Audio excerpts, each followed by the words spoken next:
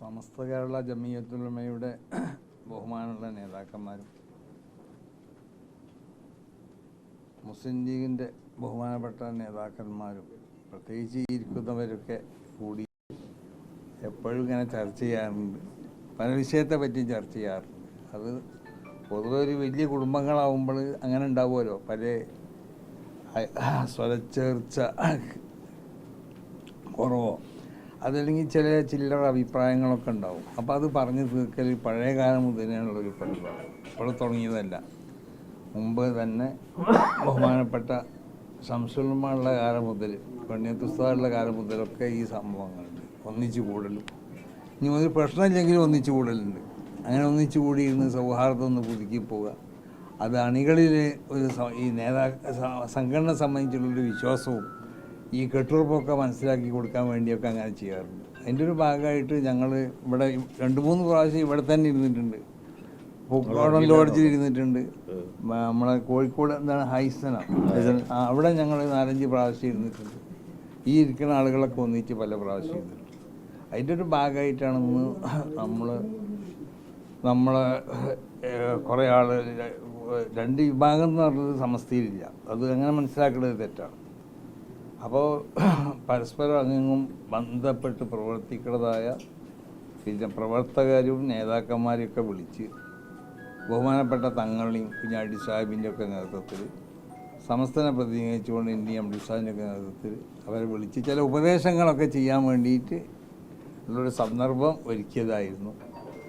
അത് ഇന്ന് ചില വിഭാഗങ്ങൾക്ക്, ചില ആളുകൾക്ക് വരാനെന്തോ ചില അസൗകര്യങ്ങളൊക്കെ പറഞ്ഞുകൊണ്ട് അടുത്തൊരു ദിവസത്തേക്ക് ഞങ്ങളത് നീട്ടിവെച്ചിട്ടുണ്ട്. അടുത്ത ദിവസം ഇൻഷാ അല്ലാഹ് അത് നടക്കുകയും ചെയ്യും.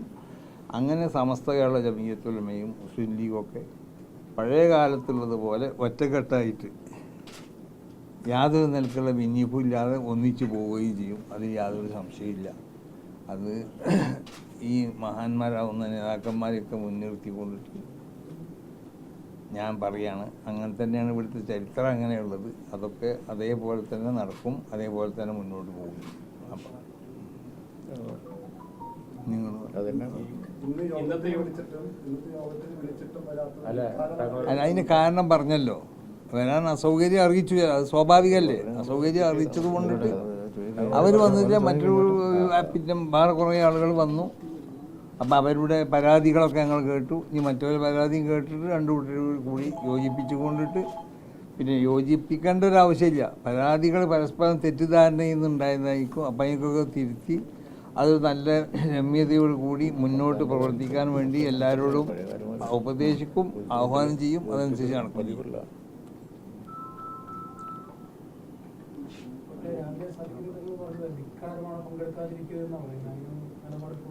അല്ല, അങ്ങനെ പറഞ്ഞതല്ലത്. തങ്ങൾ അങ്ങനെയൊന്നും പറയില്ല.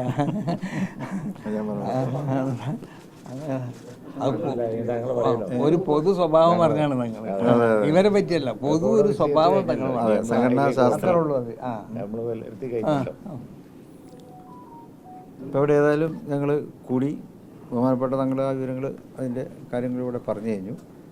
അഭിപ്രായ വ്യത്യാസം ഉണ്ടെന്ന് ഇപ്പോൾ എല്ലാവർക്കും അറിയാമല്ലോ. പക്ഷെ അത് കൂടിയിരുന്ന് ആലോചിച്ച് അതിൻ്റെ പരിഹാരം കാണുക എന്നുള്ള ഉദ്ദേശത്തോടെയാണ് ഞങ്ങളെപ്പോഴും കൂടാറുണ്ട്. അപ്പോഴും നിങ്ങളോട് പറയാറില്ല. ഇന്ന് രാവിലെ മുതൽ ഞങ്ങൾ എങ്ങനെ വിവരം അറിഞ്ഞിട്ട് വരൽ തുടങ്ങി. അപ്പോൾ ഏതായാലും ഇപ്പോൾ ഇന്ന് ഉച്ചയ്ക്ക് 3 മണിക്ക് ഞങ്ങളിവിടെ കൂടി. അതിൽ എല്ലാവരെയും വിളിച്ചു ചേർത്തിരുന്നു. ഇതിൽ വിമത വിഭാഗമെന്നോ ഔദ്യോഗിക വിഭാഗമെന്നോ എന്നുള്ള ചേരിതിരിവില്ല. നിങ്ങൾ ഏതോ ചാനലുകളിൽ അങ്ങനെ പറഞ്ഞു എന്ന് എനിക്ക് ശ്രദ്ധയിൽപ്പെട്ടു. അത് തെറ്റാണ്. എല്ലാവരും ഔദ്യോഗിക വിഭാഗം തന്നെയാണ്. ആ ഔദ്യോഗിക വിഭാഗത്തിൽപ്പെട്ട എല്ലാവരും ഞങ്ങളിത് വിളിച്ചു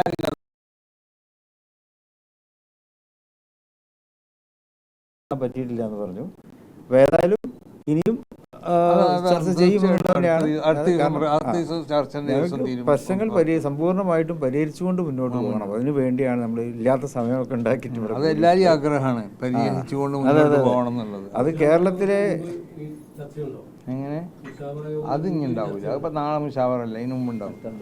മറ്റന്നാളെ മുഷാവർ ഇതുമായിട്ട് ബന്ധമുള്ള ചർച്ച അല്ല. ഇത് മുഷാവറിൻ്റെ മുമ്പ് തന്നെ എത്രയോ അതെ, കഴിഞ്ഞ 27-ാം മാസങ്ങൾക്ക് തീയതി മുമ്പ് അവരുടെ മാസം മുമ്പ് ഞങ്ങൾ അതെ, തീരുമാനിച്ചു. ഇതിപ്പോ ഇവിടെ ഈ ഹോട്ടലിൽ ഈ റൂമിൽ കഴിഞ്ഞ ഒരു 3 മാസം പ്രാവശ്യം ഞങ്ങൾ ഇവിടെ മൂന്നാമത്തെ ഇരുന്നിട്ടുണ്ട്. ആ കഴിഞ്ഞ 27-ാം തീയതി വെച്ചാണ് പിന്നെ 27-ാം തീയതി കൂടാന്ന് എനിക്കൊരു അസൗകര്യം ഉണ്ടായത്. 28-ാം തീയതി തങ്ങൾക്കൊരു അസൗകര്യം ഉണ്ടായി.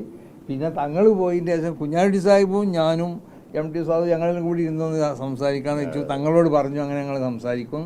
തങ്ങൾ പറഞ്ഞു ആയിക്കോട്ടെ, ഞാൻ വന്നതിന് ശേഷം ബാക്കി നമുക്ക് സംസാരിക്കാമെന്ന് പറഞ്ഞു. അപ്പോൾ അല്ല ഞങ്ങളതിന് ശേഷം ഇരുന്നിട്ടില്ല. ആ ഈ ചർച്ച നേതൃത്വം മുൻകൈ എടുത്ത് നടത്തുന്ന ചർച്ചയാണോ അതോ ആരെങ്കിലും ഒരു വിഭാഗത്തിന്റെ പരാതി പ്രകാരമാണോ? അല്ല, ഇത് നേതൃത്വം അല്ല, പരാതിയൊന്നും തീരില്ല. എല്ലാവരും നമ്മളോട് ഈ നേതൃത്വം മുൻകൈയെടുത്ത് നടത്തുന്നതിനാണ്. പിന്നെ ഇത് ചിലർ സൂചിപ്പിക്കുമല്ലോ പലരും. അപ്പോൾ ഇത് അങ്ങനെയാണ് അതാണ് ചർച്ച.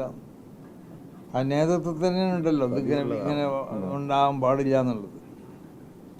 ഇത്തരം ചർച്ച പതിവുള്ളതാണ്.